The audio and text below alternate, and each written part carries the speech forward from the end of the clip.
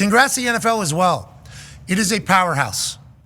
Have you seen what the projected salary cap is for next year, AJ? I have not. No, what is it? Projected salary cap next year, $275 million. Now, here is the salary cap growth since the year 1994, okay? Not that long ago. 1994, I was 7 years old. $34.6 million is how much you were allowed to spend on your entire roster. Then obviously you see the growth. 2010 was an uncapped year because there was a CBA lockout. There was no agreement, so they could have spent whatever. That was an uncapped year. 2020, obviously, you see it go down. That's because they weren't able to have anybody in the stands. But if you look from like 2013 to like 2025, the growth of this league is unbelievable. The amount of money going out to players, significant. Now, how will it continue to grow? How do they continue to expand? Well, if they add a game and add a bye week, that's 2 more weeks of primetime games that they can sell to these new streaming devices. That's 2 more weeks of concessions. That's 2 more weeks of merch. That's 2 more weeks of ticketing. That's 2 more weeks of money, which is probably what they're going to sell. $275 million is the projected cap for next year.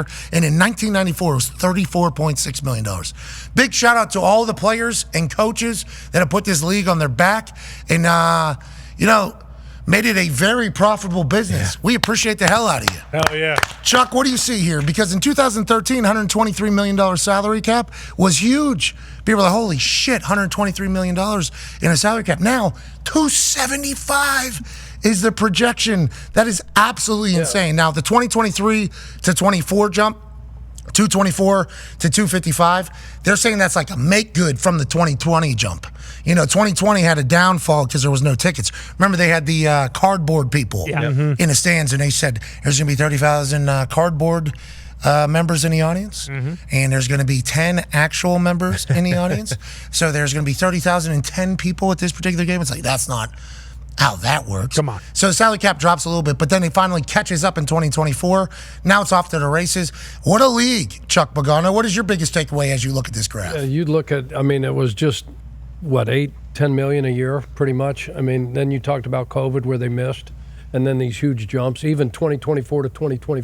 What is that, $20 million? $20 million, right? Yeah, it's incredible the way this league. We didn't know any better. Like in 2011, when I was at the Ravens, like $120 million, and again, we weren't paying quarterbacks $60 million a year, or what we're paying them now. So yeah, but as that salary cap has gone, that's where quarterback contracts have gone as well. Bingo. In the new CBA that was negotiated there during that lockout, and then obviously post that, the new CBA had like a veteran min. If you've been in the league for at least 5 years, here's what your veteran min is. Rookie min is like half of that. And what ended up happening is quarterback money went up, and then the veterans actually started getting cut because all the rookie mins would be the case. So there was like some backwards effects that they thought it was going to be. So much money, AJ. So much money. Now, granted, players are always going to want more, which I hope happens. I hope players are going to continue to get more. The league's obviously going to want more. But $275 million split 50-50 amongst the NFL and the players for the salary cap. You can build a good team there, AJ. You can build a good team down there. Yeah, I can imagine you better be able to build a good team with that much cash. But do we know how much or what this chart would compare to, say, like the NBA and their salary cap or other professional sports? Interesting. We have not I wonder how, are theirs trending in this direction as well? Yeah, and obviously we have 53-man rosters and everything like that versus the NBA, who has, 15 guys on the So per player, I think we would have to do a lot of, kind of get it accurate. Or to see if theirs is going up as much as the NFL, like each year after year, or do they continue to grow? Yeah, theirs is definitely on like a per year basis. Like Jason Tatum and Jaylen Brown, same team. They both signed damn near, or one of them did sign a $300+ million contract. The other was right on the line. And then they're talking about SGA, Oklahoma City star, who I don't believe has had his super max yet, but they're saying he might be the first ever like $80 million a year player. So I think as far as money-wise goes, they're close just because, like Pat said, 15 players. But yeah, I guess here it is right here. Guaranteed as well, though. That's a big difference. Guaranteed is a massive difference. Yeah, and this is where the luxury tax in the NBA. I sent a graph in. Yeah, $58 million there. It's $140 million now. So it looks like it's going up. You go down to 2010 to what it is 2024. Joining us now, ladies and gentlemen, is a man who might know. Senior NBA insider for ESPN, the ever-handsome Shams Charania. Yeah, Shams. Shams, you look super. We bring the boom. That's all I got to say. I saw the video that you did. Shout out to them. Come on. All right. I'm happy you got your gimmick in. Reset. All right.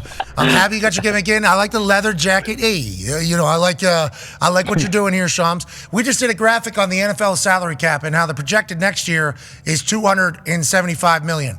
The only thing we ever talk about with the NBA is the fully guaranteed contracts and how seventh man on the bench is making more money than starting linebackers in the NFL. Is the NBA salary cap climb like this, or how does it work each year? Yeah, I mean, I think next year is projected at around 154 salary cap. I mean, Luka Doncic this offseason is going to be eligible for, I believe, a 5-year, $350 million supermax contract extension. Shai Gilgeous-Alexander similarly is going to be eligible for a massive supermax as well. Nikola Jokic, I mean, there's going to be a point in time here where $80 million per year, $90 million per year, and dare I say $100 million per year at some point. I'm not saying that's going to happen in this decade, but the way the numbers are escalating, I just remember, when guys like, Eric Bledsoe, Derrick Rose, players, 10 years ago were signing max contracts. Their deals were 70, 80, 90 million dollars. These super max contracts are much higher now. So I think we're only going to see it escalate, and obviously the TV money is going to be flushing in as well. Especially with the TV rights doing what they're doing. Now they're going to have to get the ratings back, and maybe when football ends, it'll go through the roof.